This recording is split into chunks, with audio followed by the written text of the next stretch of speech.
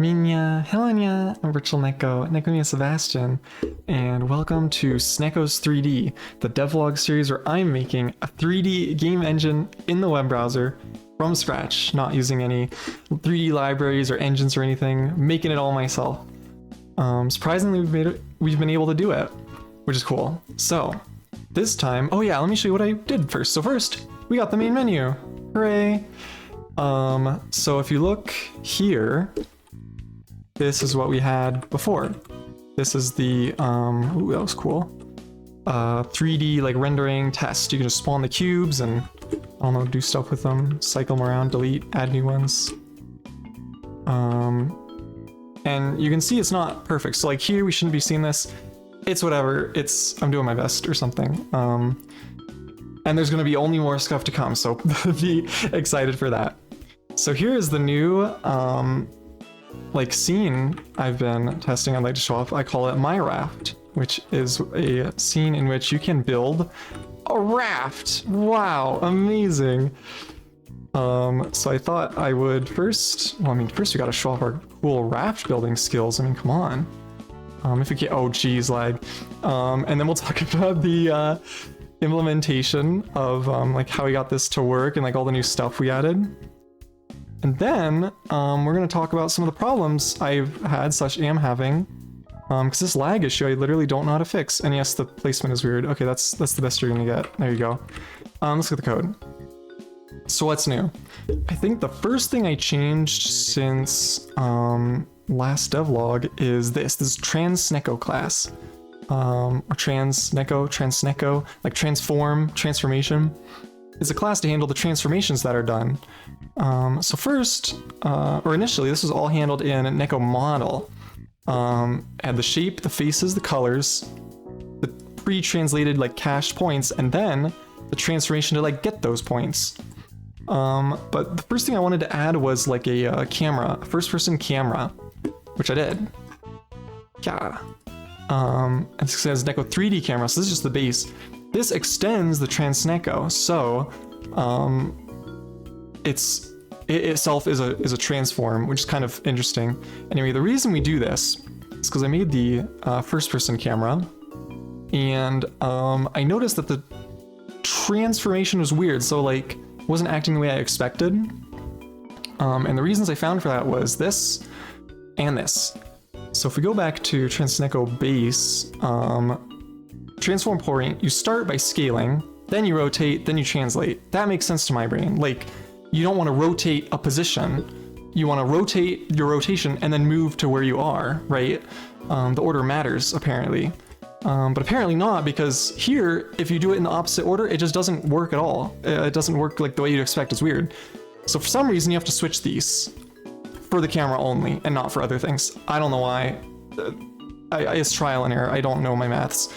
And the other thing, this is where we calculate and pre-cache the rotation matrix, because we don't want to have to do all this cosine and sine, all this math over and over. So if you see from here, it looks like really similar. It's like, what? You just switched the X and the Y. Why did you do that? Well, I'll show you why. So let's un-override this. Goodbye, Raft. You've served us well. There, Raft. And if we reload, so let's see what happens. So it looks normal.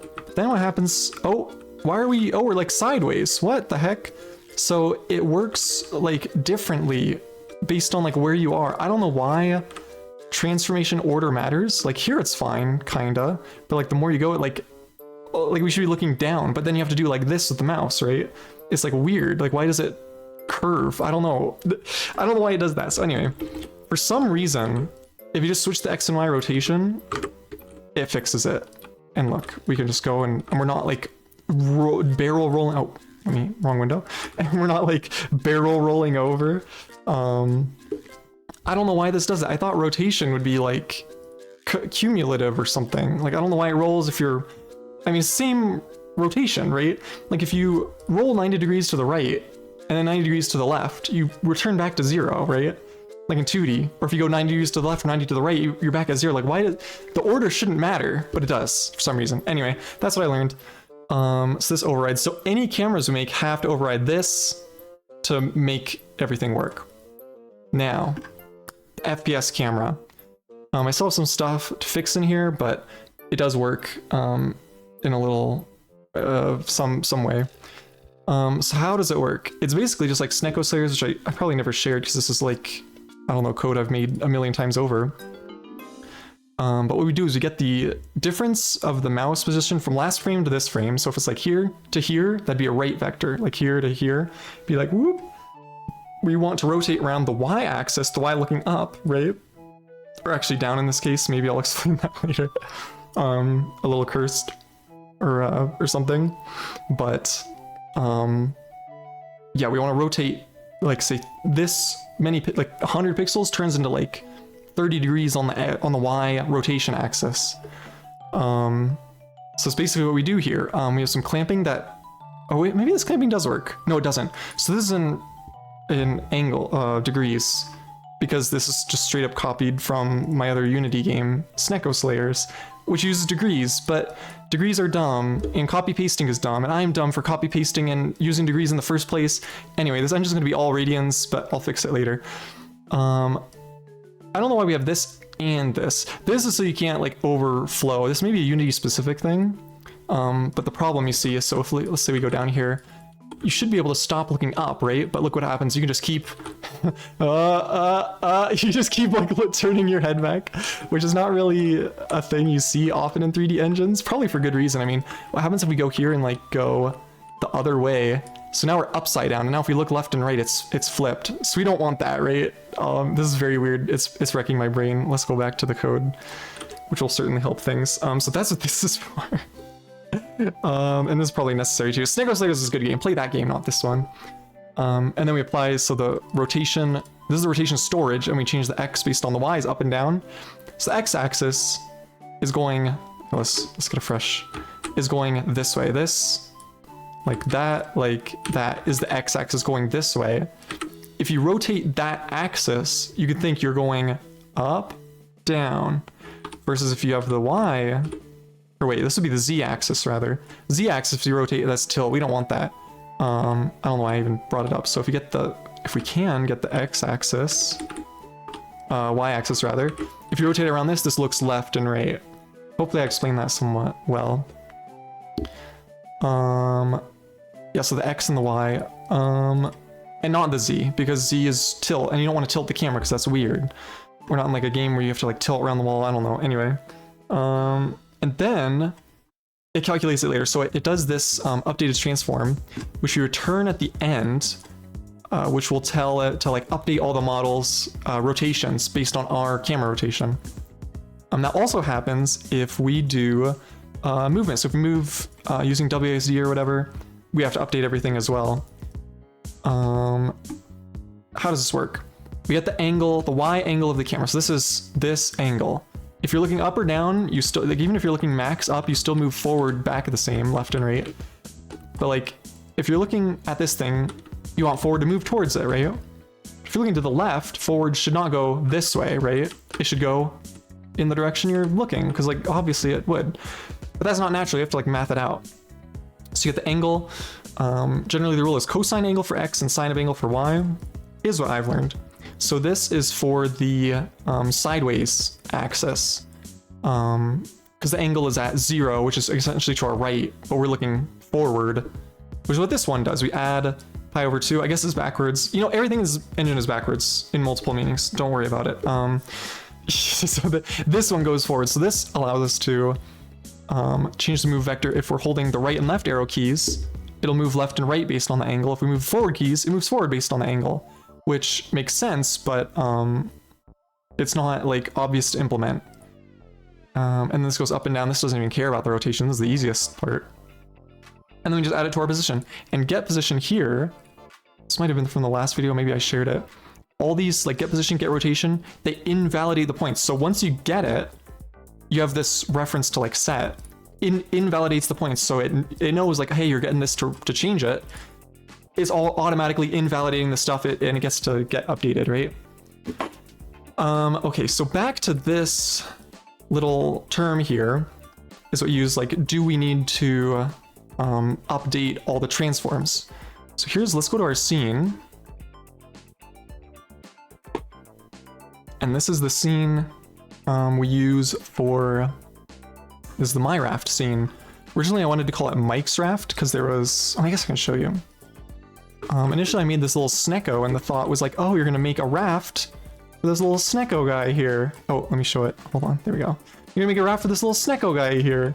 I decided to go here. Let's give him... There we go. I decided against it just because it's like too much stuff, and like you can build over them in the math, and like it's too much. This is a test scene. We're not trying to like make it perfect, and you know, you can put blocks inside his arms, like, so I just removed him because it's like, who cares about Mike? I mean, no offense, but he's a Snecko, like, come on. So let's put Mike back in his place. Goodbye. He sank because we didn't build him a raft. Laggy, yeah, oh, there's a lag issue. We'll talk about that hopefully in a bit. So how this works is we store whether the camera moved, because if the camera moves, all the other stuff's cached positions have to be affected by that. Once they're like updated, then they can stay, but if you're moving, then you have to update them every time. So this is all the cubes in the world, and this is in case we have Mike the Snecko. He also has to be updated. Let's see, what does this do? This is setting our ghost cube. So the ghost cube is this little square that says where you're going to place stuff. Because in this engine, it's kind of like weird, like look, like you shouldn't be able to place there, because it's not hitting a face, but anyway, hopefully we'll get to that later as well. So what do we do? Get target cube data. This is the function that does the magic. First of all, we convert the mouse position to the same coordinates as the 3D system uses. And then this is a new thing.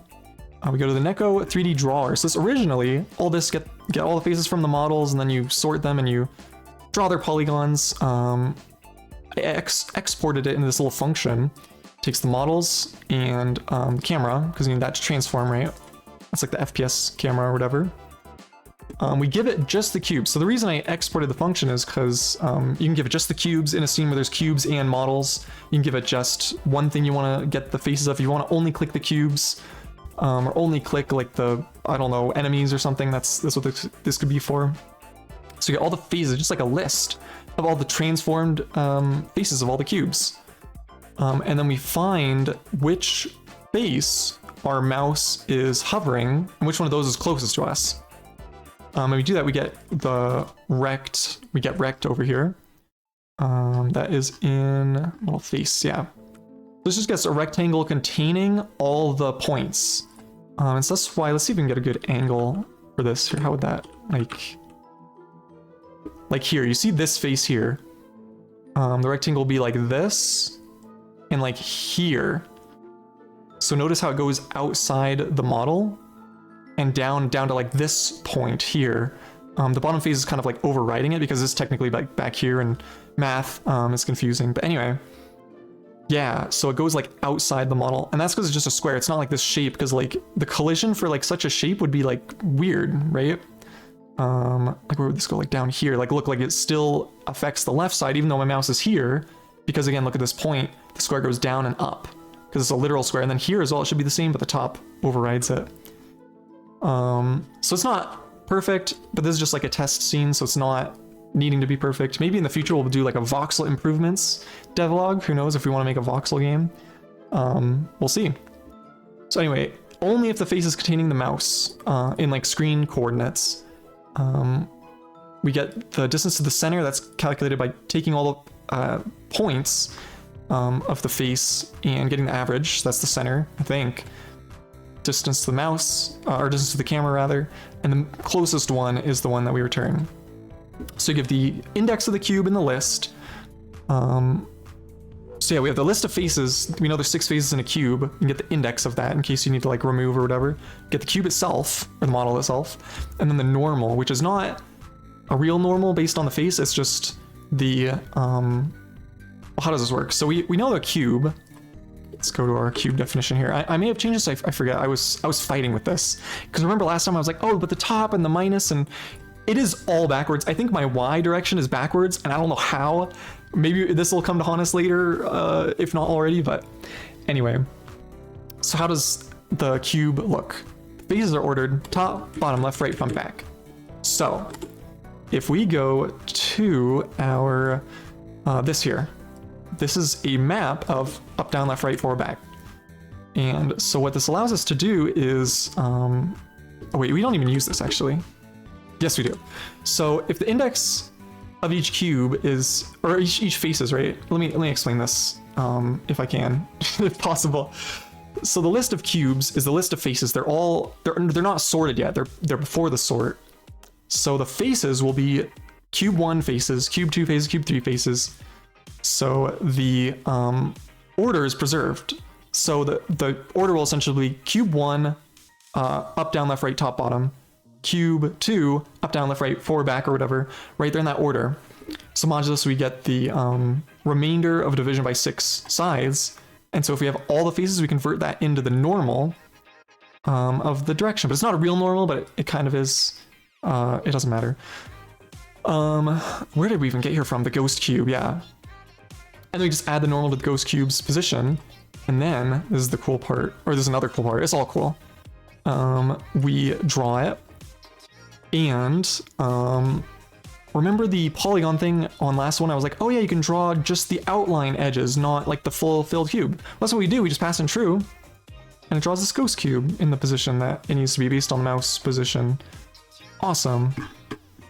Okay, and then we do a similar thing if we add or remove a new cube, because we already have this data. Oh no, we recalculate it. I guess we could save the data from here, but it doesn't matter. But yes, it works the same way as the ghost cube, and then we either add a cube in the target cube plus the normal, or if you want to remove a cube, it's just the target cube itself that's removed. And it gives you the index, right? Yeah, so you just take the index of that cube and you remove it. Like, I don't know, I thought it was a really cool system. And then what do we got here? Cube type, yeah, so this is, because you can place, I don't know if I showed this enough, but you can place a wood, like raft piece cube. You can place a water cube underneath it. Here, let's place some water. If I can. It's fighting me. There we go. You have some water beneath it, and then you have this sail. There you go. So we have the index of that, the colors of the ghost cube, like the preview cube, and we have functions to generate each one. So these just give a regular cube, and then you set the colors. I know it looks like shading a little bit if you look like, oh, it looks like this side is darker and this is lighter. And no, it's the color palette colors. Same for these, the ocean and the sail. Okay. Is that everything for here? I think so. That is the raft, the My Raft scene. And then I think that's everything, if not most everything. Oh yeah, and so I guess the last thing will be the scene system. So you have this class scene, you can pass in the type of camera, so you can do a first person camera or a third person or whatever we come up with. You just inherit from the one, it handles it for you. Actually, you kind of got to handle it with updating, but whatever. We have an update with the scene data. Now, this is a thing because in main, what I initially did is I passed in mouse. I passed in keyboard, kind of like this. Mouse and NecoCam is all this button needs, apparently. But if you add a new scene, and this is what I learned, so like the default scene, right? You just need keyboard. Like you can move these cubes, keyboard does everything. But if you do your mouse, it does nothing, right? Because it's not implemented, it doesn't need the mouse, so I only passed in keyboard and delta time. But the new scene needed keyboard, I like passing keyboard, and then I needed the Neko 3D drawer for like the getting the faces. I'm like, alright, I pass it in. Then I needed the NecoCam for some reason, I pass it in.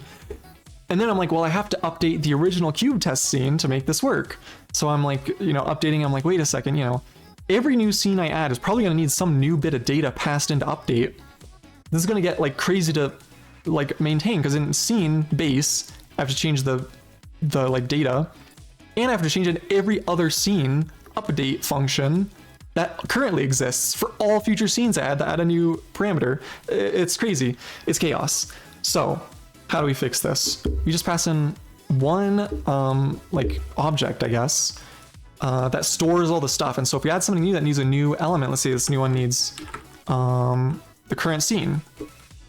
For scene, and we can pass in this .cur scene. And it's in there. We don't have to add a new parameter, don't change anything, it's just there. So this was huge in helping me. What else does scene have? So we have draw 3D and draw UI. So the draw 3D, happens first. This queues all the stuff for drawing here. Then it's drawn by the 3D drawer because you need everything to be drawn before you can render it. And on top of that, we draw the UI for everything. This is like the back button and like the version and all that title screen stuff. That's why that order is there. And so if you noticed in the raft scene, the ghost cube, it's not drawn in Draw 3D because what happens if you do? It's going to be drawn like behind other models. The order may not be like what you want. I guess I could just draw it at the end. But anyway, it's in Draw UI, so it happens on top of all the stuff. So if you see, even if there's a bunch of cubes, it's always drawn on top of everything. Even if it's like inside or behind another cube. Like, let's see if we can get a good one here.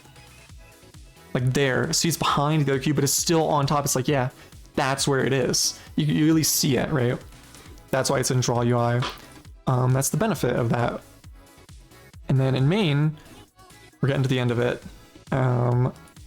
We have the menu buttons that draw the text, and that's like this. And they like have this little nice animation I did because I didn't want to do highlight colors. It's epic. And then we can switch between the scenes. And this is again another portable, or not portable, maintainable way to add new scenes. Just add it here, add a button, it's in. Which is like a super nice way to test things. It's going to be super nice for like the finished project. So instead of like, oh, I want to go to the cube test, you have to load it or whatever. It's just all in this nice little menu. Amazing. And I can also do menus too for like let's say I want to test a scene that tests lighting. Lighting test scene, right? You could click like open menu, load model, and maybe have some like preset ones, or maybe you can even load models from like the My Raft scene that you've made. You could load this in, and then like into, or maybe like a viewer of some kind, right?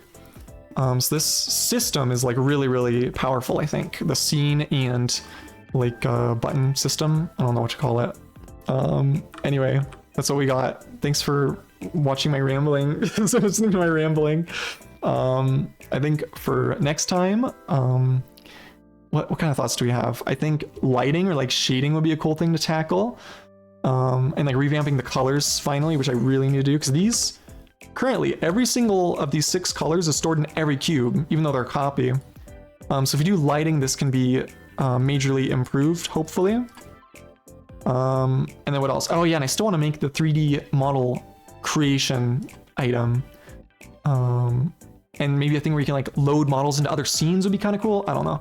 I'm still working on it, but I hope you guys will stick around and check out the progression of this project, this homebrew scuffed 3D engine as it is created and developed. Anyway, thanks again for checking it out, and I'll see you later. Bye now.